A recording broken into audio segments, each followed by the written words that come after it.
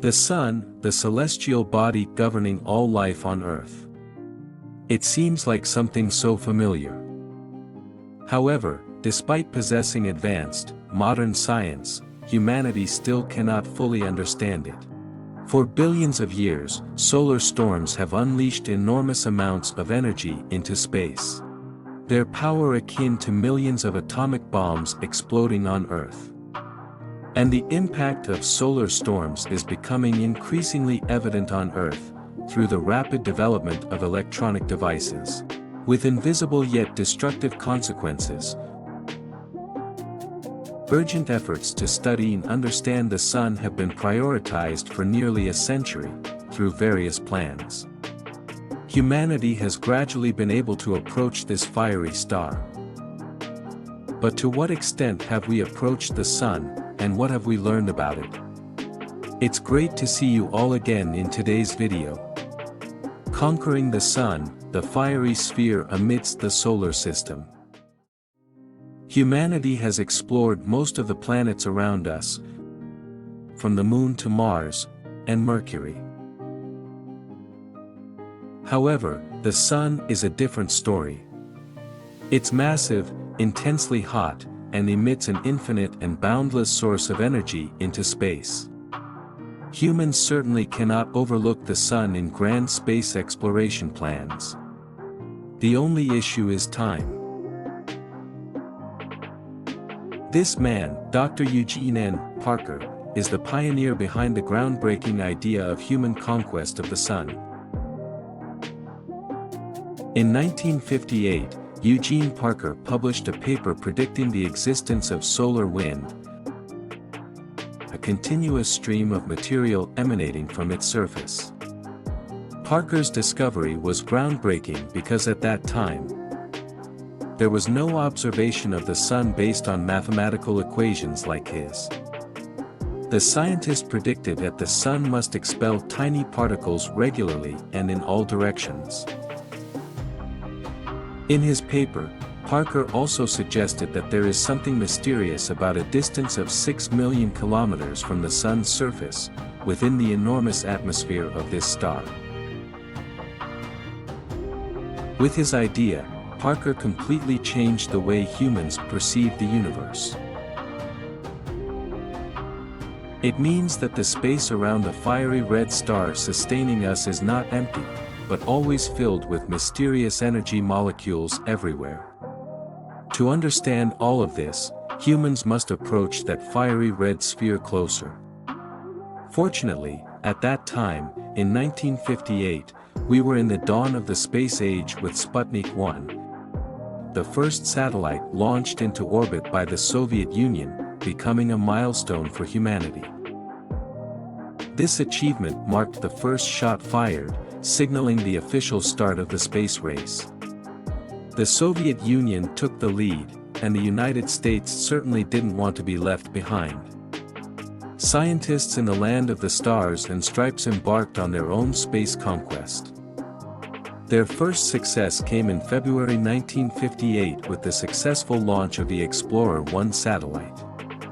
In July of the same year, President Dwight D. Eisenhower established the National Aeronautics and Space Administration, NASA, to increase investment in space research and projects. Amidst the Cold War, the space race also fiercely unfolded. NASA's advisory team outlined 14 crucial missions that humanity needed to explore to understand the universe better. Among these lofty missions was the project to send humans to the Moon, known as the Apollo program. Additionally, there was the inception of the Mariner mission to explore Earth's neighboring planets. Out of NASA's 14 ambitious projects, 13 became reality in the following years, leaving only one mission unaccomplished, the mission to explore the Sun. Why is that? What prevented us from reaching the Sun? Indeed, engineers faced insurmountable challenges at that time. Exploring the Sun posed an extremely difficult problem, almost without a solution. It was about how scientists could design a spacecraft capable of withstanding such harsh environments. The sun is truly hot, much hotter than you might imagine. It's scorching at 6,000 degrees Celsius on its surface. And the temperature at its core is 5 million degrees Celsius. Humans cannot approach or work in such harsh environments without a spacecraft. Especially, humans have not found any suitable materials for space travel at such temperatures. If this problem could be solved, conquering the sun would become much simpler. As simple as humans reaching the moon. And after decades of effort, scientists have found the answers to seemingly impossible problems.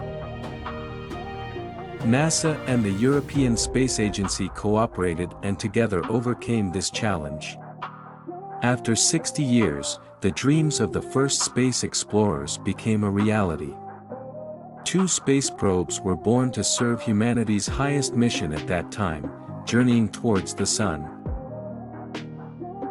That's the Solar Orbiter, the European spacecraft, and the Parker Solar Probe, the product of the brightest minds in America. The Parker Solar Probe may come closest to the dreams of the first space explorers in the 1960s. It was named Parker in honor of the scientist Eugene Parker, who inspired research for the mission to conquer the sun many years ago. Humanity will approach the sun to explore the mysterious energy source lying 6 million kilometers from its surface. 6 million kilometers sounds very far. The distance from Earth to the sun is about 150 million kilometers. To approach a star at such a distance without being pulled in by gravitational attraction, the Parker Solar Probe had to be launched into space at very high speed. NASA had to plan rocket launches for 2 years and use the most powerful Delta IV heavy rocket, with thrust and takeoff equivalent to 8 Boeing airplanes combined. That's a giant rocket, a marvel of human technology. A powerful thrust is needed to escape Earth's gravity, along with auxiliary thrusters to propel the probe towards the sun. The Parker Solar Probe reaches speeds of 90 kilometers per second, making it the fastest spacecraft ever built. The American probe didn't take long to approach the sun closely, but to reach the region 6 million kilometers from the sun, it had to orbit the star and gradually approach it with each loop. In December 2004, after 7 years of leaving the launch pad, the Parker Solar Probe was able to analyze the sun's atmosphere. However, in this condition, NASA's spacecraft couldn't provide images of the sun at such close range. No telescope could face it without being blinded by the intense light. Indeed, we need a vantage point farther away, and that's where the Solar Orbiter comes in, to provide valuable images for researchers. The Solar Orbiter must stop at a distance of about 42 million kilometers from the Sun. Being farther away, the instruments it carries provide us with a more complete picture of the Sun's operations. Like the Parker Solar Probe, the European Solar Probe is capable of collecting necessary data and transmitting it back to Earth within 15 minutes. But scientists have solved the puzzle of the sun's temperature and found ways to withstand its tremendous heat.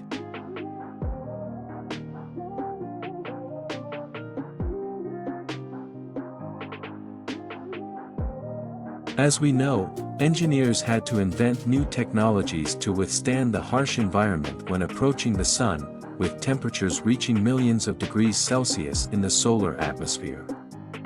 With just one mistake, a lifetime's work could shatter in an instant. Therefore, both probes had to use ultra-heat-resistant shields, even when they were not in direct contact with the sun. This is the key to the mission, but also the obstacle that researchers had to consider since the 1960s. If the heat shield had a problem, the interior of the spacecraft would heat up, causing the tools to stop functioning when the temperature became too high. Even a minor damage on the heat shield could signal the end of the mission. Creating these shields was an extremely difficult task for both the United States and Europe. The Parker Solar Probe had to be equipped with an extremely powerful reflective coating to approach the Sun more closely than ever. The European Solar Orbiter, on the other hand, is less heated, but its protection is equally stringent and meticulous. In Italy, manufacturers had to spend 6 years researching and developing heat shields for the high-stakes mission to the Sun. Engineers creating the solar orbiter took a long time to find suitable materials for the shield. They installed a test machine similar to the Sun in a chamber with a space-like environment, including vacuum, heat, and solar radiation. Before being selected, materials had to undergo trials in the flames. Here, they wanted to ensure that the materials wouldn't melt at high temperatures. So they had to go through small-scale experiments before elevating them to the level of the spacecraft. In 2012, the perfect material for the solar orbiter mission was finally found. The heat shield measures 2 by 3 meters, with a thickness of 20 centimeters. The front of the shield is covered with 20 layers of ultrafine titanium, while the back is a layer of super-strong carbon fiber. The titanium structure reflects some of the Sun's bright rays back into space, while the remaining light is absorbed by the second layer of carbon fiber, thereby safely protecting the devices inside the spacecraft. Heat is dissipated between the two heat shields until it is released into space by opening the side doors. However, the solar orbiter stops at a distance of 42 million kilometers from the Sun, while for Parker Solar Probe, it's only 6 million kilometers. So, we need something superior. Especially, and what I want to mention is solar black. This new quality is extremely stable. Developers ensure that it will remain intact from start to finish of the mission. The heat shield of the Parker Solar Probe is very different from its European counterpart because the temperature challenge it faces is much more severe. The US spacecraft will have to immerse itself in an atmosphere heated to millions of degrees Celsius, approaching unprecedented solar eruptions. Yes, you heard right, millions of degrees Celsius. Perhaps many of you may wonder why the Sun's atmosphere is hundreds of times hotter than its surface, which is only about a few thousand degrees Celsius. In fact, this is still a mystery that scientists are striving to explain. The most common theory to explain this phenomenon is that plasma loops shooting out from the Sun cause the temperature in the surrounding area to rise. Using high-quality images, scientists have confirmed that the Sun's magnetic field constantly twists and creates kinetic and thermal energy. These energy sources cause plasma loops to shoot up from the surface of the Sun. Plasma loops can range in size from 200 to 500 kilometers, and the impact of the magnetic field causes them to reach the outermost layer of the Sun's atmosphere, the corona. The temperature of the solar loops when they shoot up to the corona layer reaches over 1 million degrees Celsius. That's why the highest layer of the Sun's atmosphere has a much higher temperature than the surface lying thousands of kilometers below. At this temperature, no metal can exist in a solid state. The test heat shield endured temperatures of up to 1,400 degrees Celsius. This temperature is much lower than 2 million degrees Celsius, but it is still an impressive temperature level. It has surpassed the melting temperature of many metals. The heat shield of the Parker Solar Probe was finally completed with a new material and coated with a matte white layer to reflect light optimally. However, material is not the only challenge for the mission, it also has to control its flight with an incredibly precise orbit.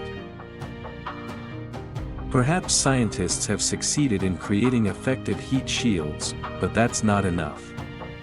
How to observe the Sun in the most comprehensive but also clearest way remains a challenge.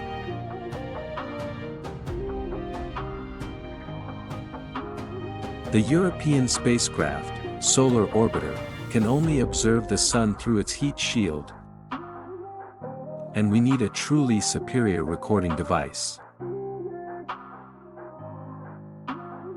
Behind what you are seeing is one of Solar Orbiter's most impressive instruments, the Extreme Ultraviolet Imager camera.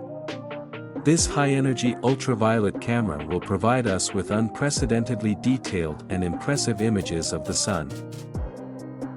And indeed, after decades of effort, space has rewarded us immensely. The results obtained from the solar exploration journey could influence the entire space science field in the future. Later, scientists discovered on the Sun a type of material that is constantly in motion. Tiny bright hot particles appear and disappear in just 8 minutes, like water boiling. In fact, these material particles originate from inside the Sun and erupt onto the surface. It's a phenomenon akin to boiling, but not the normal boiling we know on Earth. This erupting material is mainly hydrogen and helium, but not in the gas form we know, rather, they exist in the form of plasma, a state of matter.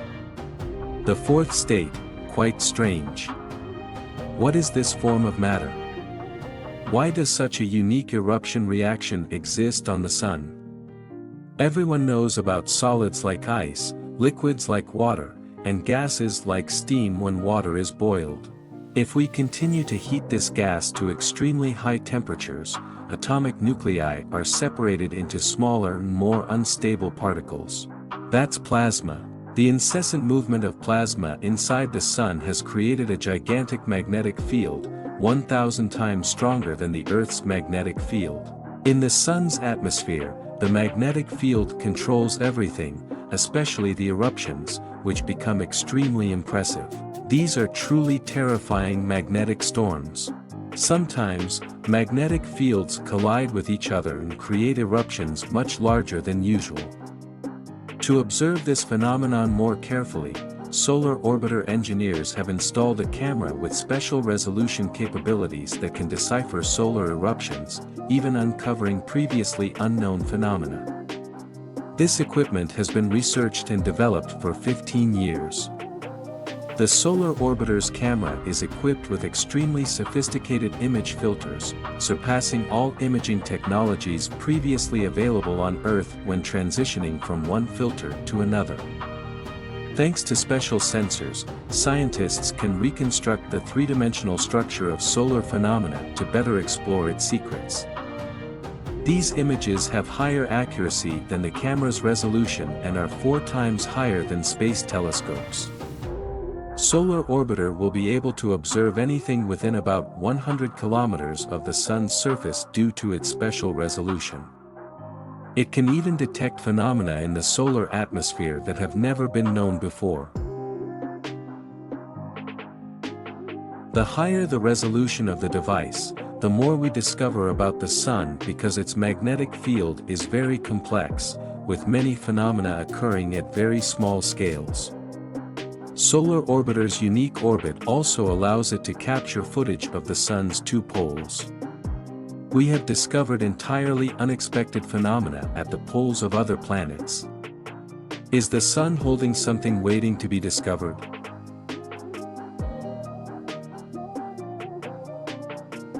Here, the probes not only observe its light but also the particles it emits outwardly. That is the solar wind, a phenomenon still relatively mysterious to humans today. The solar wind is a stream of charged particles released from the solar upper atmosphere. When this wind is emitted from stars other than our Sun, it's called stellar wind. The solar wind carries electrons and protons with high energy around 500 keV, allowing them to escape the gravitational pull of stars. Thanks to this high thermal energy, many phenomena on Earth can be explained by the solar wind, including auroras when these charged particles interact with the Earth's magnetic field lines, or even phenomena such as the northern and southern lights, which are generated when solar wind particles interact with the magnetic field of planets, creating characteristic colors in the night sky. But how is the solar wind created? The particles of the solar wind are very small but are ejected at tremendous speeds, around 1.5 million kilometers per hour. Although not dense, the solar wind is extremely powerful and has the ability to sweep through a planet's atmosphere over very long cycles. And Mars is perhaps the planet most affected by the solar wind. Why say so? For a billion years ago, Mars was very different from today. It had a vast ocean occupying half of the northern hemisphere.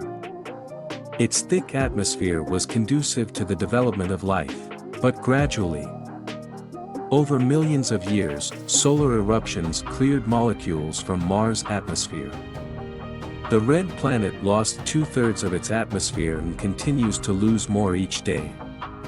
Until today, Mars has become dry and harsh because its magnetic field is not strong enough to withstand the solar wind. Gradually, this planet lost its ability to sustain life and became like what we see today. Fortunately, Earth's magnetic field is much stronger on Mars. It acts as a shield protecting us and other creatures from the solar wind. Only a few particles manage to enter Earth's atmosphere, mostly concentrated near the poles.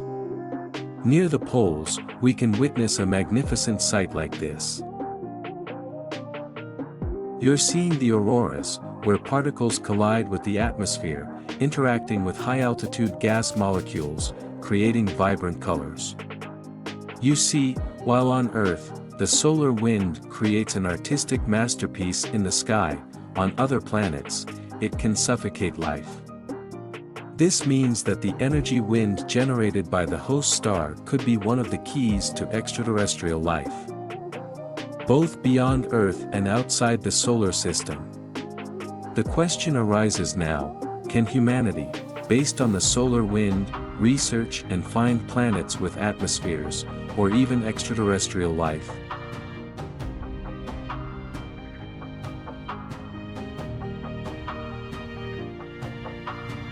The Solar Orbiter probe, equipped with special observation equipment, has been meticulously designed to search for answers to this question.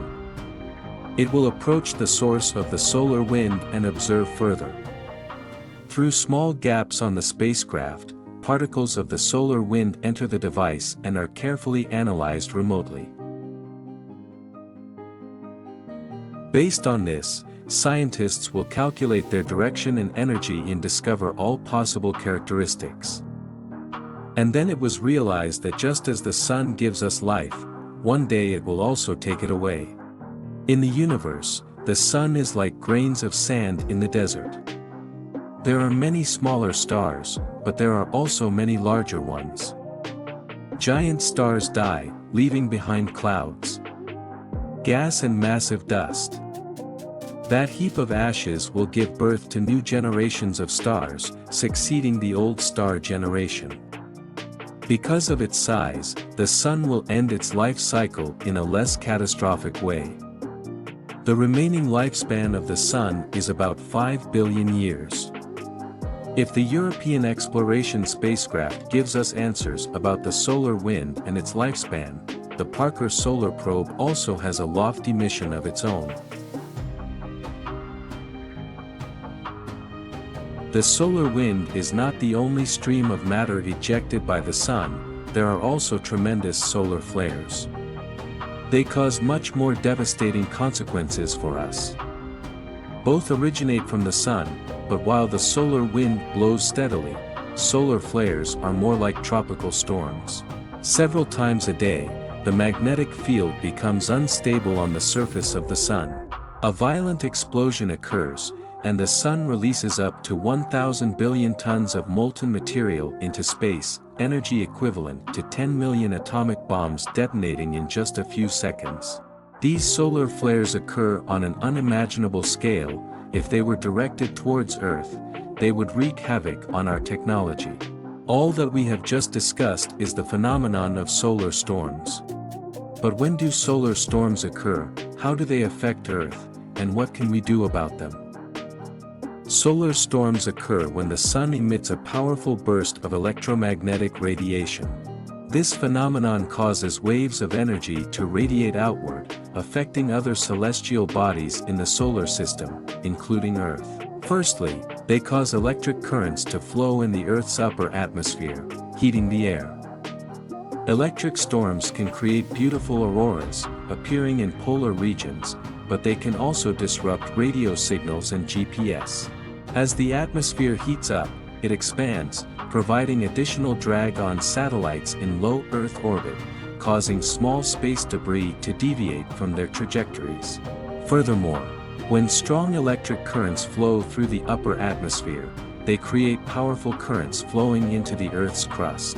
This can impede conductive objects above the crust, such as power grids, transmission lines from power stations to other facilities. As a result, localized power outages occur and can be very difficult to rectify. Quebec experienced such an event on March 13, 1989, when a solar storm struck, causing all activities to halt for up to 12 hours, followed by a power outage. Many believe that on a large enough scale, solar storms could potentially disrupt the global internet network. In early 2022, a solar storm damaged 40 Starlink satellites belonging to SpaceX. However, the loss of several dozen Starlink satellites is not enough to cause chaos in global internet access.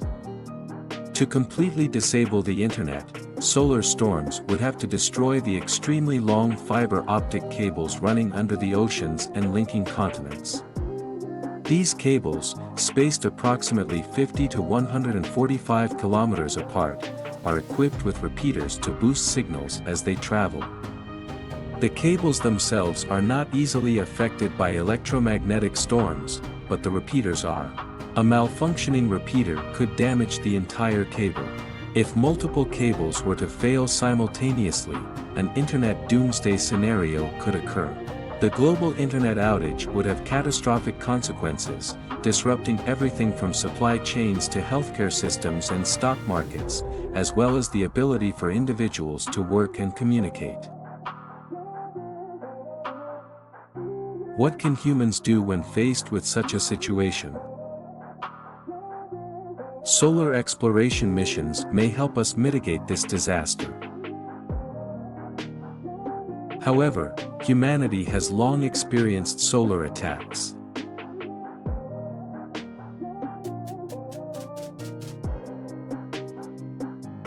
In the 19th century, during the Industrial Revolution, scientists unexpectedly discovered our vulnerability to solar fury. On September 1, 1859, the most intense solar storm in a decade occurred, known as the Carrington event. Telegraph systems experienced widespread disruptions. The United States and Canada were the first two countries affected. The solar storm seemed to attack everything dependent on electricity, resembling a connection to a giant battery on Earth. This battery overloaded the power distribution system. The consequences of this super flare were limited by the relatively underdeveloped industrial infrastructure of humanity in 1859. However, 2 centuries later, technology has permeated every aspect of daily life, and we will keenly feel its negative effects during a solar storm. In such an event, the first victims would be satellites, particularly those in low Earth orbit. Solar particles can penetrate the outer shell and damage onboard computers. That's the satellite's brain, rendering them unusable on the ground, phones, radios, the internet. Humans would be cut off from all means of communication for hours. Air traffic control towers at airports would no longer be able to guide planes. On the battlefield, military units would lose GPS connectivity, and they too would be disoriented. Storms would also disrupt power grid connections in large areas, leaving millions in darkness and requiring significant effort and money to repair the damages caused by the solar storm. And if there's no electricity, what else do we know how to do? We wouldn't know what to do at all, because until now, we haven't fully understood solar storms like these.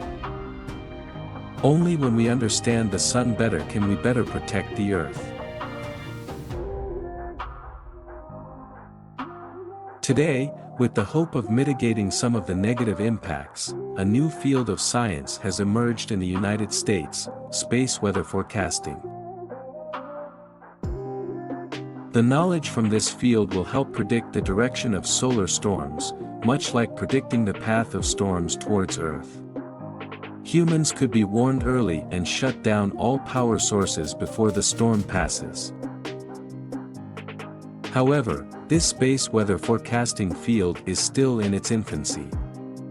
The sun is truly too vast and unstable, so most forecasts have very low accuracy rates.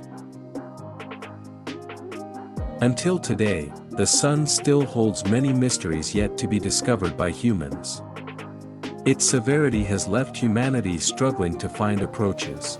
Over the past half-century, Parker Solar Probe and Solar Orbiter have become representatives of scientific progress and the desire to conquer the sun of the solar system. They are still carrying out their missions, providing humans with the necessary information to decipher the mysteries of the sun. And from there, we will not only succeed in conquering it but also learn how to prevent the negative impacts from this star. And who knows, one day our understanding of the sun will propel humanity to new heights. Do you believe in human science? Will we succeed in uncovering more mysteries of the sun? Personally, I believe that one day we, humble humans, will succeed in conquering this fiery red sphere. Sincerely appreciate your companionship and support on today's journey.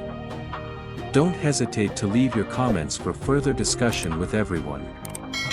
Finally, goodbye and see you in the next videos. Thank you.